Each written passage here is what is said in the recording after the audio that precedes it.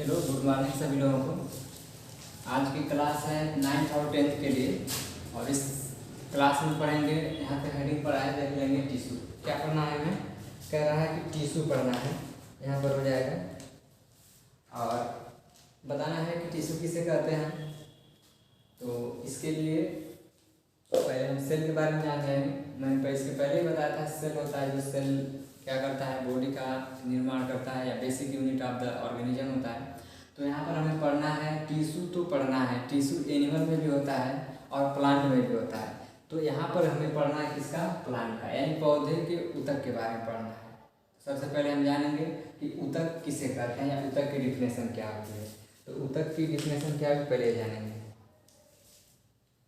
तो यहाँ पर हो जाएगा, इसकी डिफिनेशन हो जाएगी।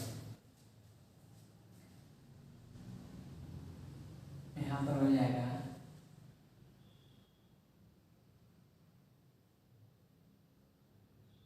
Group of cell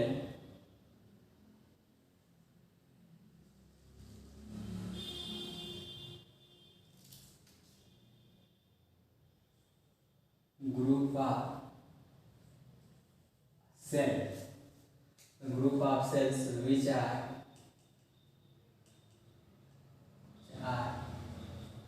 same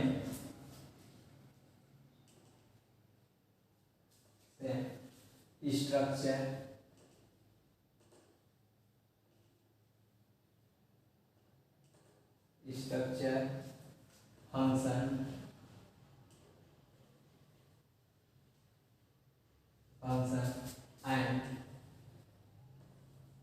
and origin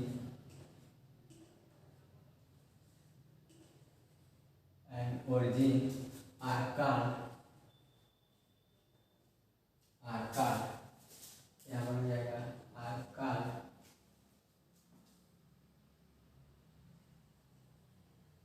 are called tissue, are called tissue।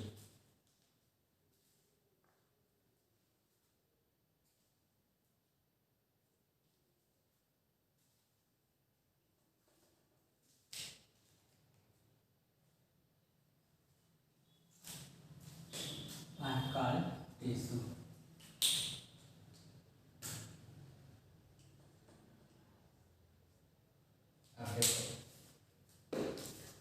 अब यहाँ पर हो जाएगा, यहाँ पे लिखा गया प्लांट टिश्यू। प्लांट टिश्यू किसे कहते हैं लिखा गया है कि यहाँ पर हो जाएगा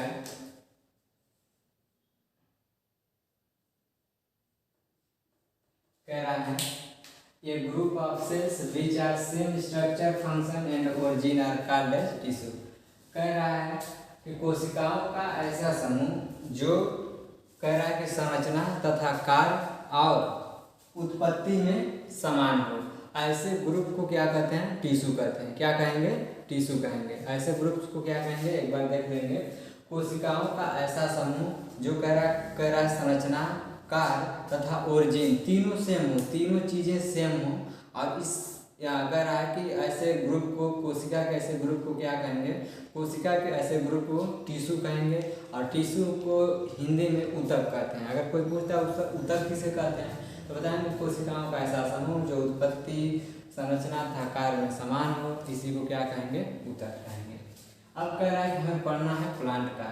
तो अब हमारा हो जाएगा कि पौधों के अंदर यह टिश्यू कितने टाइप का होता है या यह टिश्यू करता क्या है। जो टिश्यू होते हैं, यह टिश्यू में डिवीजन होता है यानी विभाजन होता है। विभाजन के बाद कह रहा है कि कोशिकाओं से अगली कोशिका का निर्माण होता है। इसीलिए अब यह कहा जाता है कि पौधे के अंदर जो विभाजन की क्रिया है यह लाइफ टाइम तक चलती है। इसीलिए पौधा लाइफ टाइम तक अपनी हाइट को बढ़ाता है या इंक्रीज करता है। और एनिमल की बात कर लेंगे तो एनिमल के बॉडी में जो टिश्यू पाया जाता है वह टिश्यू क्या करता है, उसके अंदर जो डिवीजन होता है वह लिमिट टाइम के लिए होता है। लिमिट टाइम के बाद वह अपना डिवीजन करना बंद कर देता है, जिसके कारण एनिमल की हाइट एक लिमिट समय में इंक्रीज करती है। वहीं पौधे की हाइट को देखेंगे वह लाइफ टाइम तक इंक्रीज करता है। ये हो जाएगा हमारा टिश्यू। अब देख लेंगे, जैसे मैं कह दूँ कि यह हमारा एक, जैसे मैं कह दूँ यह सेल है और यह भी सेल है, यह भी सेल है, ये भी सेल है। अब कह रहा है कि इस ग्रुप को क्या कहेंगे, कहेंगे क्या, इसको हमने कह दिया टिश्यू। क्या कह दिया, इसको हमने कह दिया टिश्यू। अब कह रहा है, लेकिन अगर हमें सेम क्या करना है, सेम कह रहा है कि तीन चीज हमें ध्यान देना है। सेम में कह रहा है पहला हो जाएगा स्ट्रक्चर।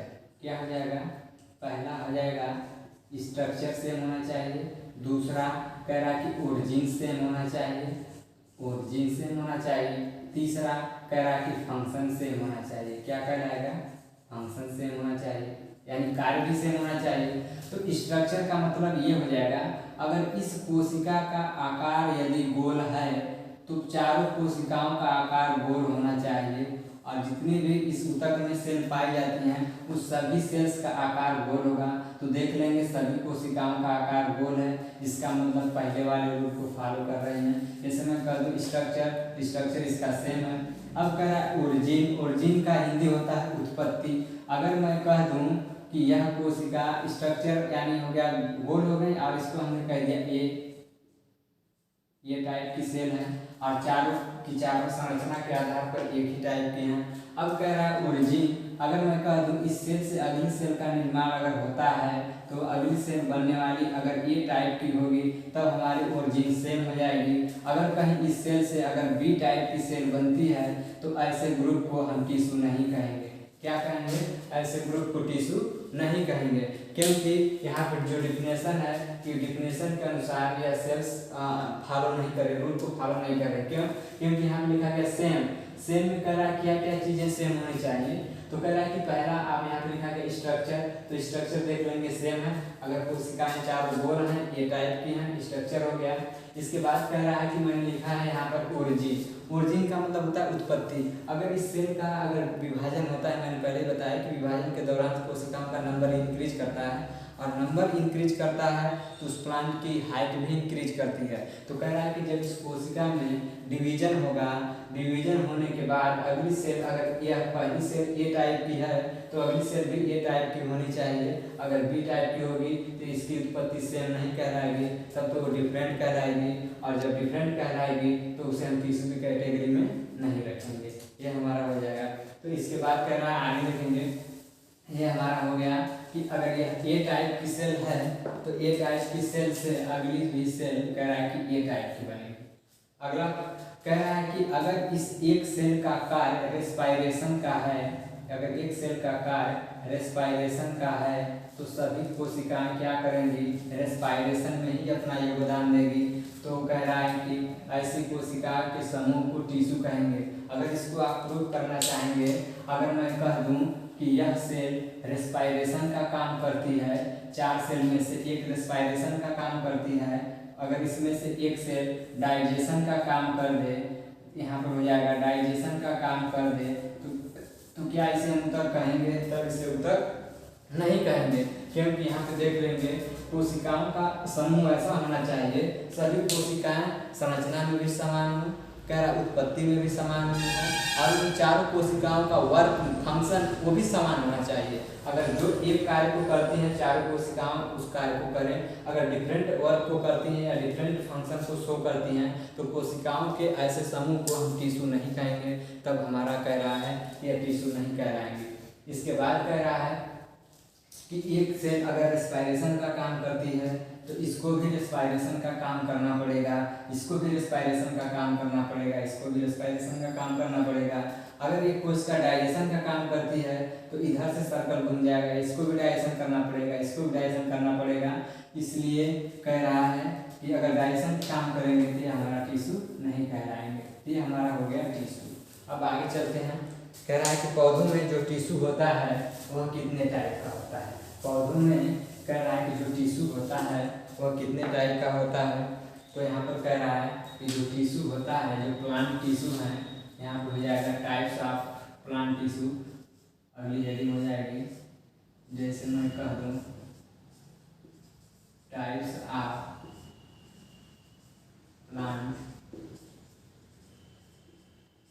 Plant tissue.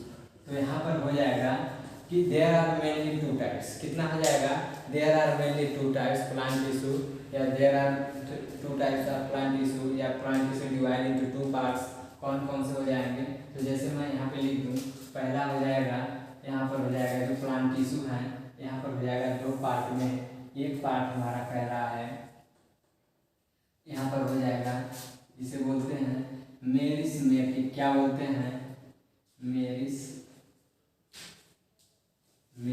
टिश्यू, और दूसरे को बोलते हैं परमानेंट टिश्यू। क्या बोलते हैं, परमानेंट टिश्यू बोलते हैं। एक को बोलते हैं मेरिस्मेटिक टिश्यू, दूसरे को बोलते हैं परमानेंट टिश्यू। अब कह रहा है कि मेरिस्मेटिक टिश्यू क्या होता है। मेरिस्मेटिक टिश्यू को हिंदी में विभेज्योतकी कहते हैं। मेरिस्मेटिक टिश्यू को क्या कहते हैं, विभेज्योतकी कहते हैं। कह रहा है कि इस मेरिस्मेटिक टिश्यू की निम्नलिखित विशेषताएं होती हैं कि कैसे आप पहचानेंगे। इसमें कह रहा है कि जो मेरिस्मेटिक टिश्यू को बनाती हैं उस सेल का कह रहा है कि क्वालिटियाँ विशेषताएं कुछ अलग प्रकार की होती हैं।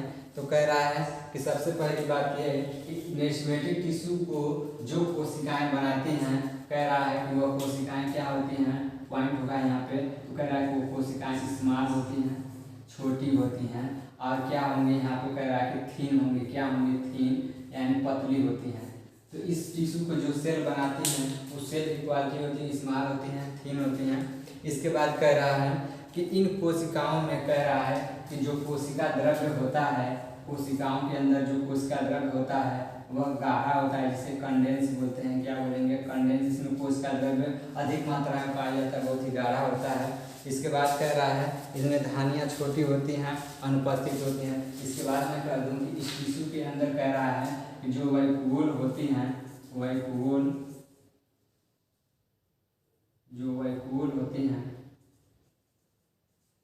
वैक्यूल्स होती हैं, यह स्मॉल होती हैं। और कह रहा है यहाँ वैक्यूल हमारी छोटी होती हैं। इसके बाद कह रहा है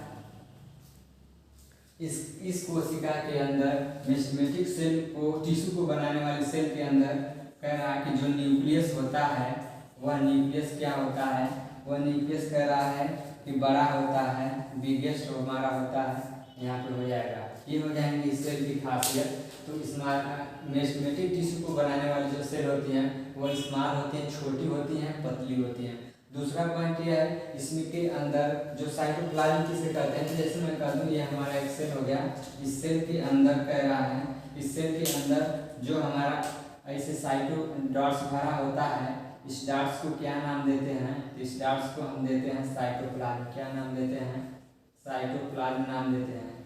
तो कह रहा है कि साइटोप्लाज्म इसमें कंडेंस होता है, कंडेंस का मतलब होता है गाढ़ा, इसमें जो साइटोप्लाज्म होता है गाढ़ा होता है। अगला लिखा है वैक्यूल स्मॉलेस्ट, इसमें जो पतली पतली जो छोटी छोटी वैक्यूल होती हैं, वह वैक्यूल क्या होता है, वह वैक्यूल स्मॉल बहुत ही छोटी होती हैं। इसके बाद कह रहा है कि इस सेल के अंदर जो हमारा न्यूक्लियस होता है वो उस सेल की अपेक्षाकृत थोड़ा बड़ा होता है। ये हो जाएगा, कह रहा है कि सेल के अनुसार साइज के हिसाब से थोड़ी इसमें बड़ी साइज होती है, तो ये हमारा हो जाएगा न्यूक्लियस।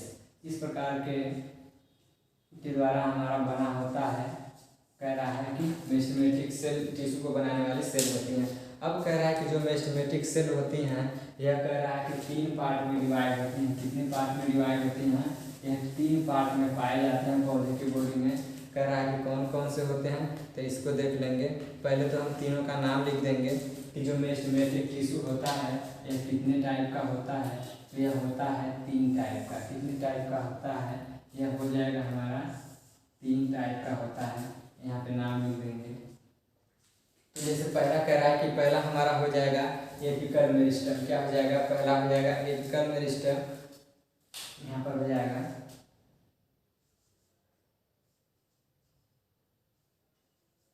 एपिकल मेरिस्टेम, और दूसरा हमारा हो जाएगा, कह रहा है लेटरल मेरिस्टेम। क्या हो जाएगा, लेटरल मेरिस्टेम। और तीसरा हमारा हो जाएगा, कह रहा है कि इंटर कैलरी। क्या हो जाएगा, इंटर कैलरी मेरिस्टेम, ये हमारा हो जाएगा। अब देख लेंगे, पहले मैंने बताया कि प्लांट टिश्यू की डिफिनेशन, इसके बाद है टाइप्स ऑफ प्लांट टिश्यू। तो फर्स्ट आप बताओगे कि प्लांट टिश्यू दो टाइप का होता है, कितने टाइप का, 2 टाइप का। एक को बोलते हैं मेरिस्टेम मेरिस्टेमेटिक टिश्यू, दूसरे को बोलते हैं परमानेंट टिश्यू। अब कह रहा है कि मेरिस्टेमेटिक टिश्यू किसका बना होता है, तो कोशिका का बना होता है। उस कोशिका में बताया गया है कि इसको बनाने वाली सेल छोटी होती हैं, उसमें जो वैक्यूल होते हैं वो छोटे छोटे होते हैं। इसके बाद मैंने बताया कि इसके अंदर जो साइटोप्लाज्म होता है गाढ़ा होता है। इसके बाद मैंने बताया इसमें न्यूक्लियस बड़ा साइज का होता है। इसके बाद अभी हो गया कि मेरिस्टेमेटिक टिश्यू पौधों में कितने टाइप का होता है। तो आप बताओगे कि मेरिस्टेमेटिक जो टिश्यू होता है, मेरिस्टेम टिश्यू जो होता है, यह पौधों में 3 टाइप का होता है। एक होता है एपिकल मेरिस्टेम, दूसरा होता है लेटरल मेरिस्टेम, तीसरा होता है इंटरपैरेलल मेरिस्टेम। अब बात ये बनती है कि ये तीनों टिश्यू पौधे के किस पार्ट में पाए जाते हैं, पहले हम ये देख लेंगे। तो पौधे के तीनों पार्ट में, जैसे मैं कर दूँ यहाँ पर एक प्लांट हम बना लेंगे, जैसे इसको यहाँ पर हटा देंगे थोड़ा, यहाँ पर इसकी बात करेंगे सिर्फ, और यहाँ पर हमारा हो जाएगा मेरिस्टेमेटिक टिश्यू।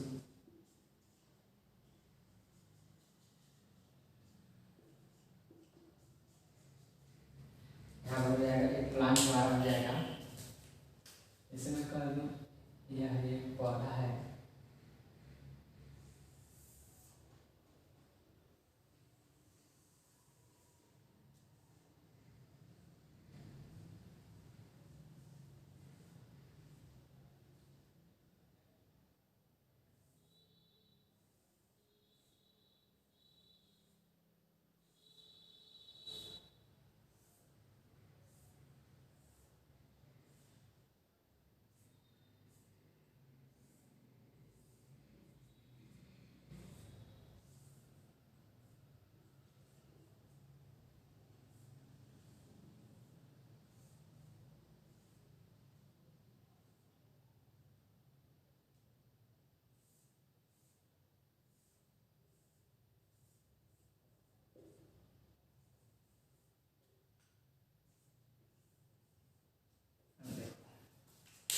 अब हमें ये बताना है किस पौधे में यह टिश्यू कहाँ कहाँ पाया जाता है।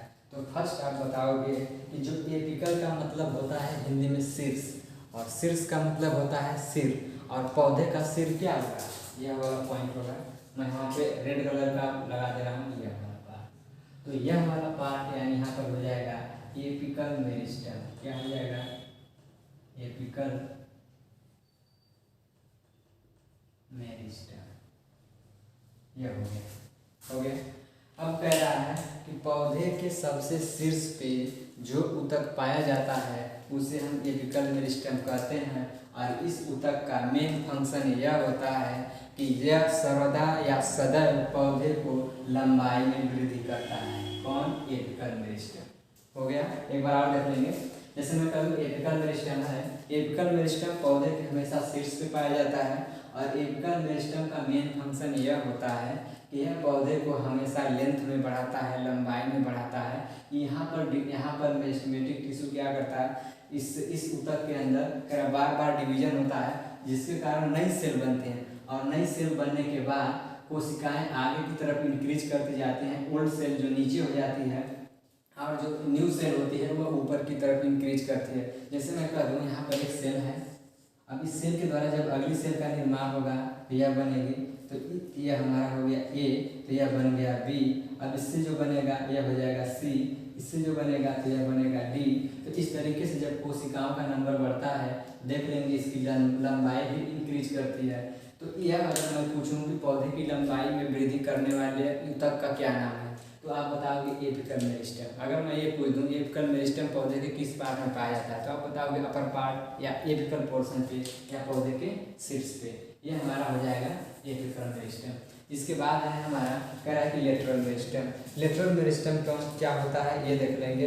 तो कह रहा है कि लेटरल मेरिस्टेम का मतलब ये होता है, जैसे मैं कह दूँ यह पाया जाता है पहले, इसमें पाया जाता है, यह पाया जाता है स्टेम, ये हमारा हो जाएगा स्टेम। अब कह रहा है स्टेम को अगर हम काट के इसको अलग कर लें तो पार्ट कुछ हमारा इस कदर निकल के आएगा। जैसे मैं कह दूँ यह हो जाएगा यहाँ पर इस तरीके से,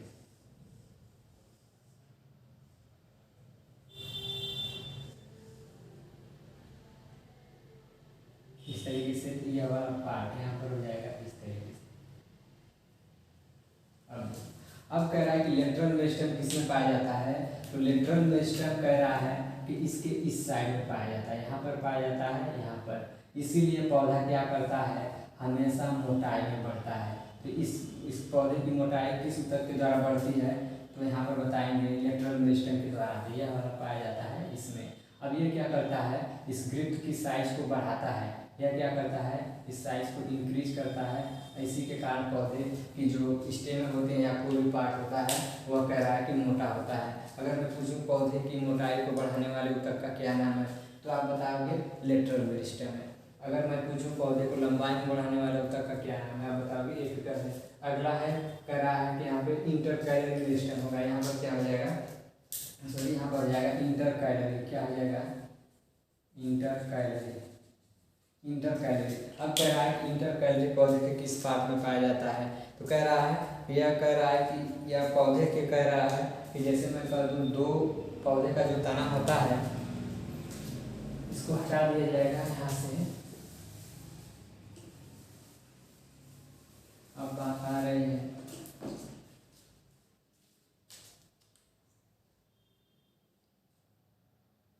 अब कह रहा है कि जैसे मैं कह दूँ यह हमारा स्टेम होगा। स्टेम में कह रहा है किस तरीके से, कह रहा है कि जो गांठें पाई जाती हैं, जैसे मैं कह दूँ ये किया हो गया, ये किया हो गया। अभी कह रहा है इसको क्या बोलते हैं, तो कह रहा है कि इसको नोड बोलते हैं। क्या बोलते हैं, इसको हम नोड बोलते हैं। अब कह रहा है कि इस दो नोड के बीच में हमारा कौन सा ऊतक पाया जाता है, तो यह पाया जाता है हमारा इंटरकैलरी मेरिस्टेम। कौन सा पाया जाता है, इंटरकैलरी मेरिस्टेम। और कह रहा है कि ये कह रहा है कि पत्तियों व टहनियों के पर्व में पाया जाता है। जैसे मैं कह दूँ पौधे के, कह रहा है कि इस पार्ट से अगर कोई नई ब्रांच निकलती है तो कह रहा है कि इस नई ब्रांच पे कह रहा है कि कौन सा टिश्यू पाया जाता है, तो यहाँ पर आप बताएंगे कि इंटरकैलरी मेरिस्टेम पाया जाता है। कौन सा पाया जाता है, इंटरकैलरी। पौधे के सबसे नए पार्ट, जो नई कलिकाएँ निकलती हैं या बड्स निकलता है, फ्लावर निकलता है, उस वाले पार्ट पे कौन सा टिश्यू होता है, तो वहाँ हम बताएंगे इंटरकैलरी होता है। और पौधे की मोटाई में कौन बढ़ाता है, तो लेटरल होगा। अब कह रहा है कि पौधे को लंबाई में कौन बढ़ाता है, तो मैंने यहाँ पे लिखा है एपिकल। देख लेंगे, जैसे मैं कह दूँ यह नोड हो गया, यह नोड हो गया, यह नोड हो गया, यह नोड हो गया। अब कह रहा है कि इस नोड के बीच में जो पाया जाएगा उसका नाम हो जाएगा इंटरकैलरी। क्या हो जाएगा, इंटरकैलरी। अगर मैं कह दूँ पौधे की इस मोटाई को बढ़ाने में कौन योगदान करता है, तो आप बताओगे लेटरल। क्या हो जाएगा, लेटरल मेरिस्टेम।